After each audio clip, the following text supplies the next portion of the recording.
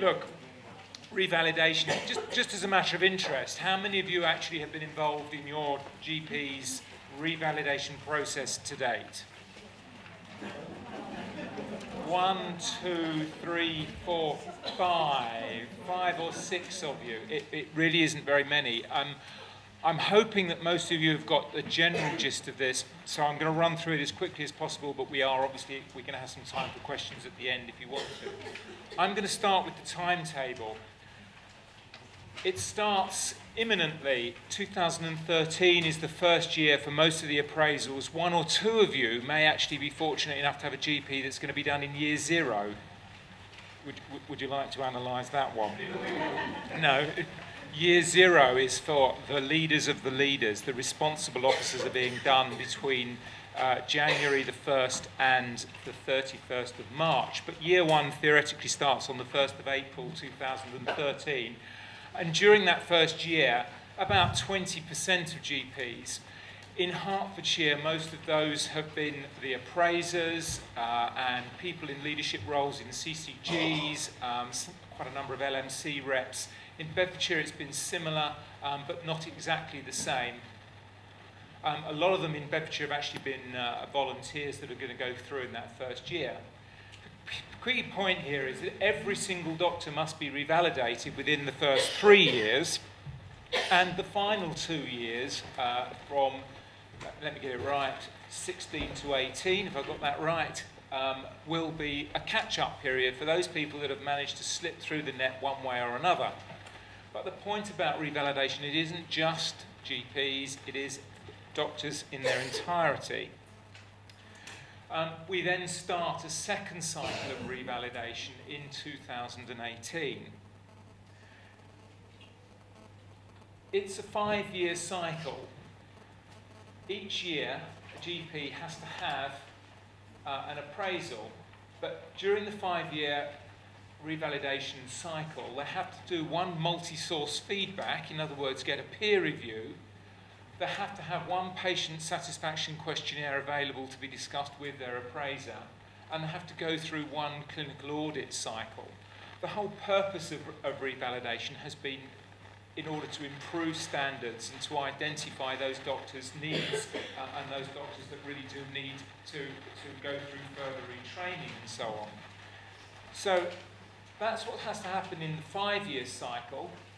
And at the end of the 5-year cycle, the responsible officer will recommend to the GMC one of 3 things. They'll recommend either that the doctor relicenses, he'll recommend that the relicensing is deferred or the revalidation is deferred, or they will recommend that further training is necessary.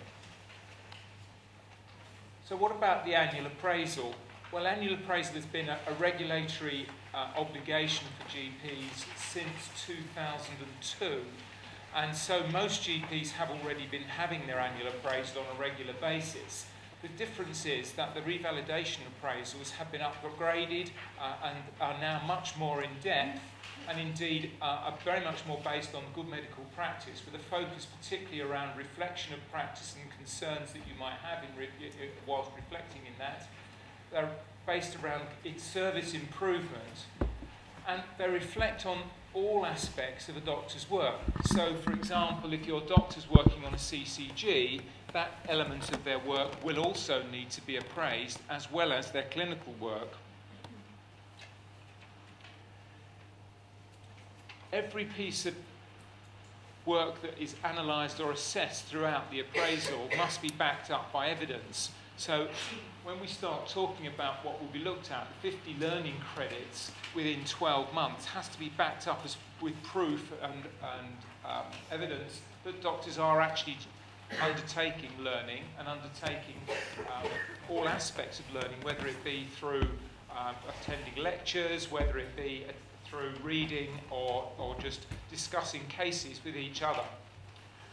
And that must be backed up by some sort of certification and discussion, and indeed a reflection upon what you have learned by that exercise. It's all very well sitting in the back of a lecture, falling asleep and getting a certificate at the end of the day. That probably gets you half a credit, but clearly the point of it is, what have you learned and how will it change your practice? each year they have to go through 2 significant event audits.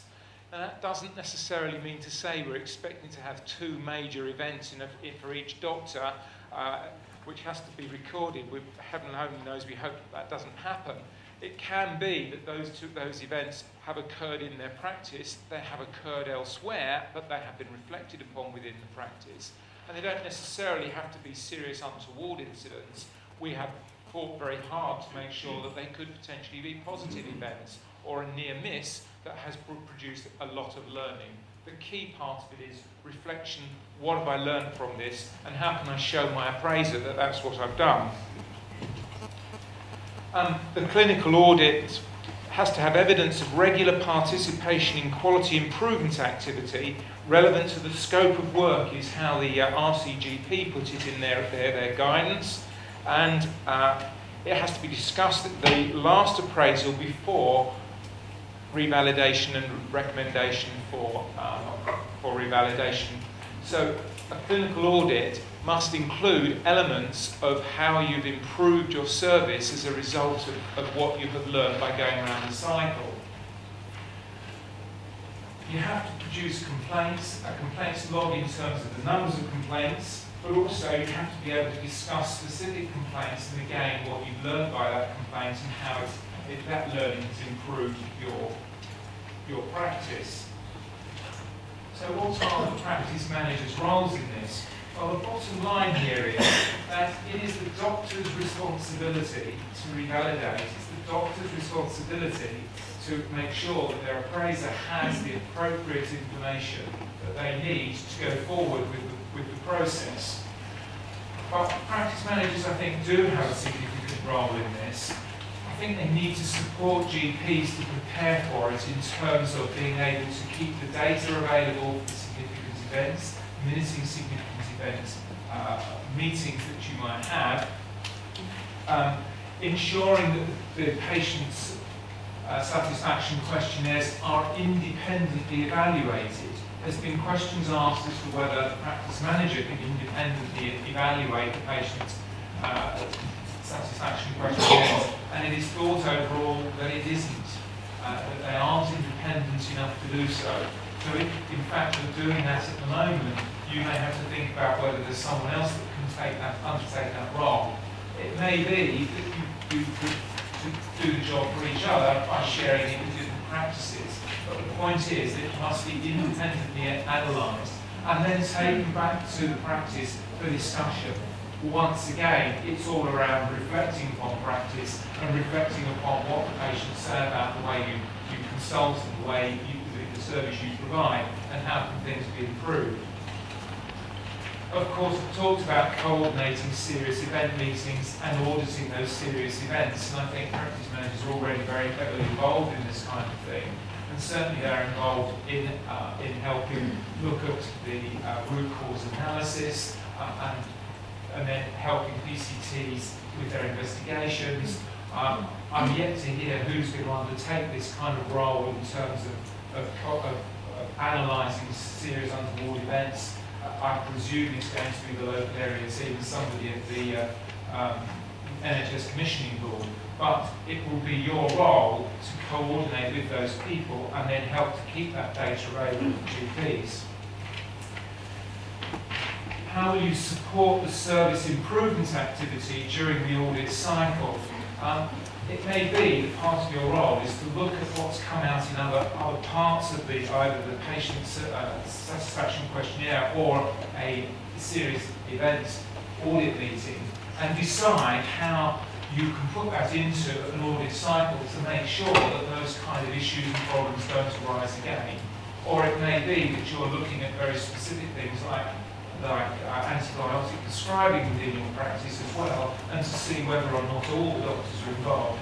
I'm not saying that this is a major piece of work for you. It's the kind of work that you will have almost certainly been doing, but it will be practice manager's job to support this and to support the data collection in particular. But I think something that will be very important to you is to ensure that all of you doctors that come into your practice actually do have a license to practice. In particular, checking on locums and having their licenses to practice when they arrive and check that they too have actually been through their appraisal process and been through a certificate to re-license. Something we need to remember very early on, doctors are extremely anxious about this. If I don't revalidate on the date that the GMC tells me, which is, I don't know, the 25th of September, can I go to work on the 26th of September? The answer is, no one actually fails revalidation. Well, they certainly don't at this stage anyway. The responsible officer is going to recommend, one, that the doctor revalidates and can get a licence again. Two, that is deferred. And three, that they haven't engaged with the process. And probably the third category is one of the hardest that the GMC is going to have to deal with. There may be specific reasons why a doctor hasn't engaged with the process. They may be out of the country, they may be on maternity leave, they may be on long-term sick leave. But there must be a very reasonable reason why someone hasn't engaged with the process. When it comes to deferring, that doesn't mean the doctor can't work tomorrow. It means that doctor's going to need to produce more evidence that they're going through the process of appraisal, that they are engaging with their appraiser and analysing and reflecting on their practice and where they are now. And it probably means that at some point, if they don't manage to produce that extra information, they will be assessed by the GMC. But it isn't until they have been through all those extra processes to prove that they are competent doctors or not, that they will be able to either will end up having to stop working when the GMC says you are not competent.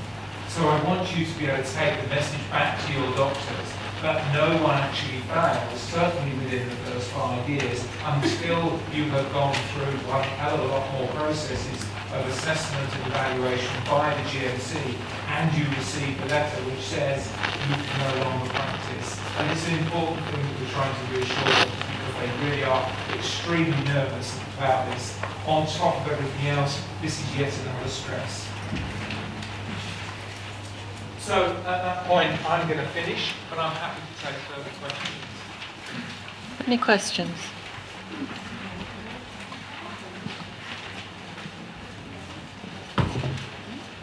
I've just got a question around the practice manager role.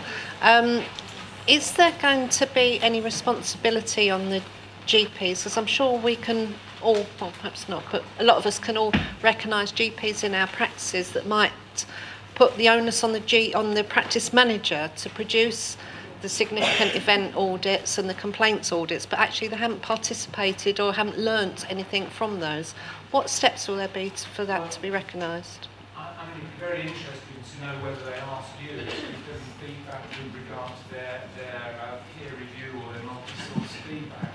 I would think you are a very important person to get feedback from. Would encourage doctors to suggest that they ask the practice manager to be one of the people that does give them that feedback.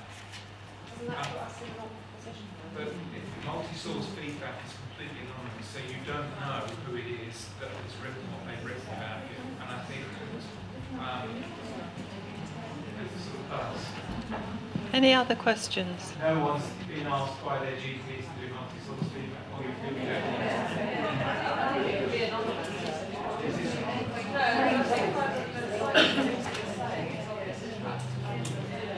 Yes, I take that point. How many of you have actually been involved in multi-source feedback? So it's quite a significant number. Most of you will know that what happens is you go onto a website, you tick a number of boxes. Yes, you can very subtly make sure that what you write in there is true. You have an obligation to be truthful about what you write. And I guess if you really seriously feel you don't want to write something, then you probably should be talking to that GP and saying, you aren't engaging and I'm obliged to write it in there. Is that what you want me to write? I mean, in a way, it's not going to cause a serious problem other than a serious discussion with their appraiser at that point. Yeah.